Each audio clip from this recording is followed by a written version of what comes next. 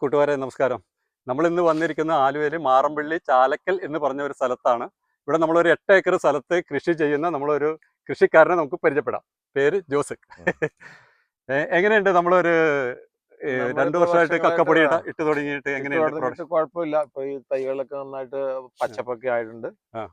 കുരുമുളകിനും ഇട്ടിട്ടുണ്ട്, കുഴപ്പമില്ല. ഈൽഡ് കുഴപ്പമില്ലാതെ വരുന്നുണ്ട്. ഇതിന്റെ pH ഒക്കെ കറക്റ്റ് ആയിട്ട് വരുന്നതുകൊണ്ടാണ് ഇത് നമുക്ക് കൂടുതൽ പ്രൊഡക്ഷൻ. ഞാൻ ഒരു കാര്യം അറിഞ്ഞു, ഇങ്ങനെ കുറെയൊക്കെ ഇമ്പോർട്ടഡ് ചെയ്യുന്നുണ്ട്. ചക്ക, അതുപോലെ കവുങ്ങ്, കുരുമുളക്, ഒരു വ്യത്യസ്ത വിയറ്റ്നാം മേർലി ചക്കയാണ് എനിക്ക് കൂടുതലുള്ളത്. അപ്പൊ വിയറ്റ്നാം മേർലി ചക്ക നമ്മൾ എക്സ്പോർട്ടാണ് കൂടുതലും പോകുന്നത്. കുരുമുളക് നമ്മൾ ഇവിടെ തന്നെ പ്രോസസ് ചെയ്യുന്നു, അത്രേ ഉള്ളൂ. കുഴപ്പമില്ല അല്ലേ? ഇപ്പൊ നമ്മളെ ഈ ഇത് നല്ലൊരു വ്യത്യസ്ത ജൈവവളം മാത്രമാണ്, രാസവളം ഒന്നും ഉപയോഗിക്കുന്നില്ല. ഇപ്പൊ നമ്മുടെ കക്കപ്പൊടി നല്ലപോലെ കക്കപ്പൊടി ഇട്ട് കഴിഞ്ഞാൽ അതിന്റെ വ്യത്യാസം കാണിക്കുന്നുണ്ട്. മണ്ണിന്റെ pH ആണ്. മണ്ണിന്റെ pH അത് തന്നെ പിന്നീട് വളം ചെയ്യുമ്പോഴും മരം അത് എടുക്കുന്നതായിട്ട് നമുക്ക് ഫീൽ ചെയ്യുന്നുണ്ട്. അതുകൊണ്ടാണ് ഇപ്പൊ രണ്ടാമത് ഇപ്പൊ ഞാൻ സാറിന് ഇപ്പൊ ഇവിടുത്തെ 4 ടണ്ണോളം ഇപ്പൊ ഞാൻ ഇറക്കിയിട്ടുണ്ട്. കഴിഞ്ഞ വർഷം 2 ടൺ ഇപ്പൊ നമ്മൾ അടുത്ത് ഇറക്കി.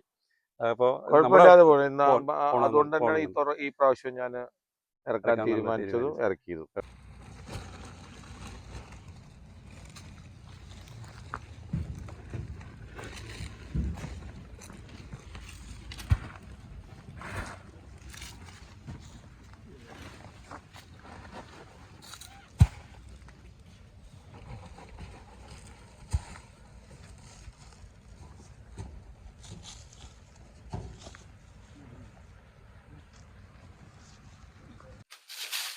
ഓക്കെ.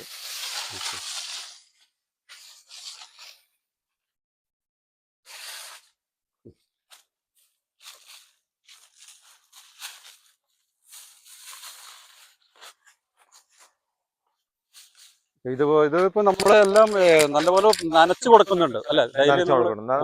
നന്നായിട്ട് വേണം. അടയ്ക്കാമര ഉള്ളതുകൊണ്ട് 24 മണിക്കൂർ ട്രിപ്പിൽ കൂടി നനയ്ക്കുന്നുണ്ട്. അതുപോലെ തന്നെ ആളെ നിർത്തി ഒഴുക്കി നനയ്ക്കുന്നുണ്ട്. അടയ്ക്കാമര ആയതുകൊണ്ട് നല്ല നന വേണം. അപ്പൊ അത് ഈ സമയത്ത് നന ഉള്ളതുകൊണ്ടാണ് നമുക്ക് കക്കപ്പൊടി ഇടാൻ പറ്റിയത്. ആളുകൾ ഒരു മഴയൊക്കെ പെയ്യുന്ന സമയത്താണ് ഈ കക്കപ്പൊടി. അല്ല, ഇത് നനയ്ക്കുന്നതുകൊണ്ട് വിഷയമില്ല. വെള്ളം നേരിട്ട് വന്ന് ഒഴുകി നനയ്ക്കുന്നതുകൊണ്ട് വലിയ വിഷയമില്ല.